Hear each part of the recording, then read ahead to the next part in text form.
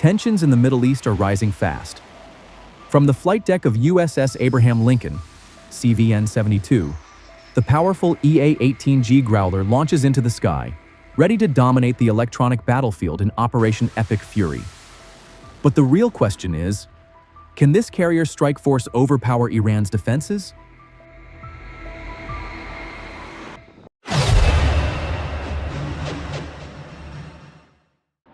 Tensions in the Middle East are once again rising as the United States strengthens its military presence in the region under the operational area of the U.S. Fifth Fleet.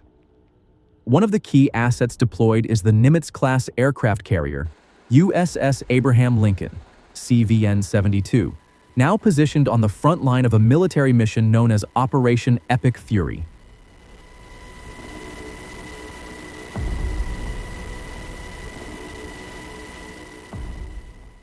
This massive aircraft carrier carries a variety of advanced aircraft that form the backbone of U.S. naval air power.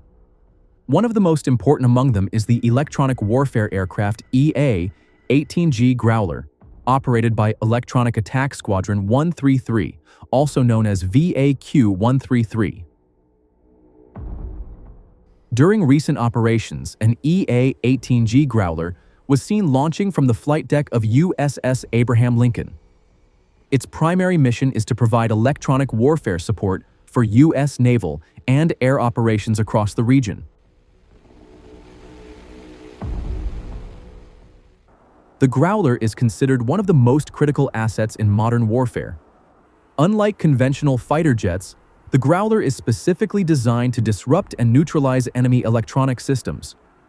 It can jam radar, disrupt communications, and interfere with enemy air defense networks using highly sophisticated electronic attack systems.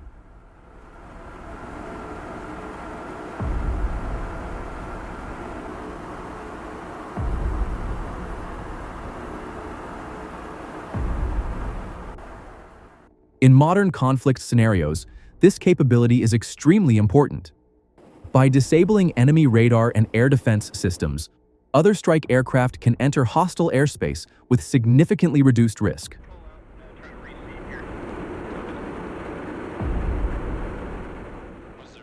In addition to the Growler, USS Abraham Lincoln also operates one of the U.S. Navy's primary strike fighters, the F/A-18E Super Hornet. One aircraft from Strike Fighter Squadron 14, also known as VFA-14, was seen performing an arrested landing on the carrier's flight deck.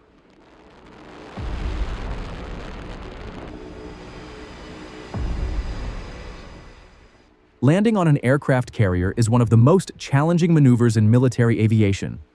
Pilots must bring their aircraft down with extreme precision on a very short runway while maintaining the correct speed and landing angle. For U.S. Navy pilots, however, these operations are part of daily training routines conducted at sea. The presence of USS Abraham Lincoln in the Middle East is not without reason. The carrier was deployed to support operations of the U.S. Fifth Fleet, which is responsible for maintaining security along vital maritime routes in the region.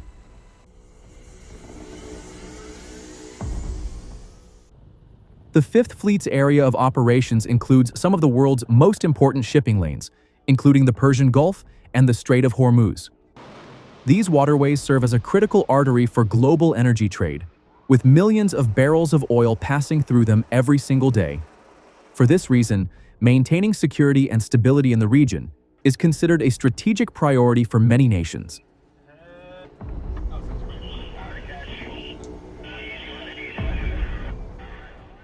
Within the framework of Operation Epic Fury, the combination of aircraft carriers, fighter jets, and electronic warfare aircraft allows the United States to establish air and sea superiority in a relatively short time.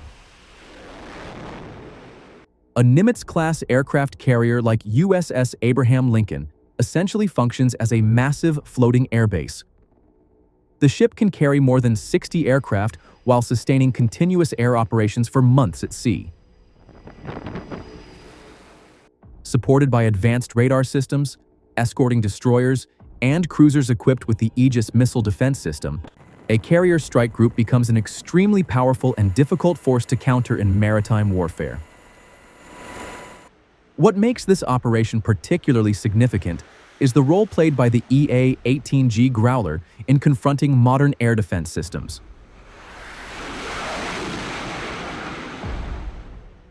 The Growler can carry a wide range of electronic jamming systems, as well as anti-radiation missiles specifically designed to destroy enemy radar installations. When an enemy radar becomes active, the Growler can immediately detect the signal source and target it. Because of this capability, the Growler is often referred to as the Pathfinder of large-scale airstrikes. In many U.S. military operations, Growlers are among the first aircraft to enter contested airspace, suppressing enemy air defenses before waves of strike fighters move in. In other words, without electronic warfare aircraft like the Growler, modern air operations would be far more dangerous.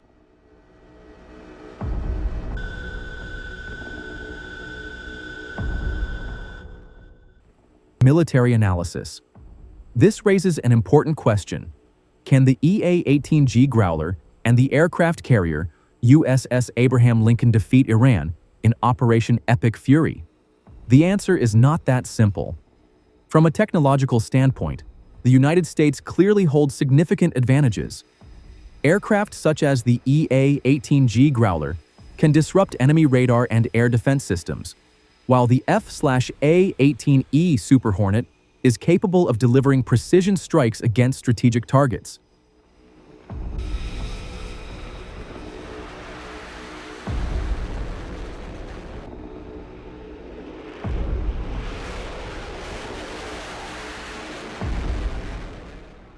In addition, a Nimitz-class aircraft carrier allows the United States to launch sustained air operations without relying on land-based airfields. However, Iran is far from an easy opponent. Iran possesses a layered air defense network, including long-range and medium-range surface-to-air missile systems designed to protect its airspace. The country also maintains strong asymmetric warfare capabilities, including ballistic missiles, combat drones, and fleets of fast attack boats in the Persian Gulf.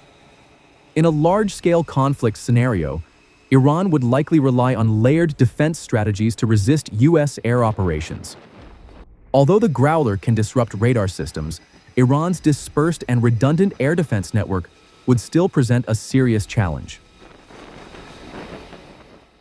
Furthermore, Iran's large geographical size means that any military campaign would require enormous resources and extended operational timelines.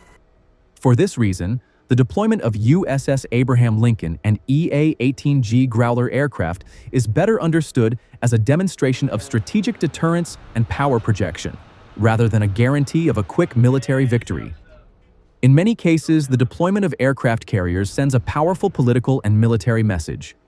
A message that the United States possesses the capability to respond rapidly if the security situation in the region continues to deteriorate.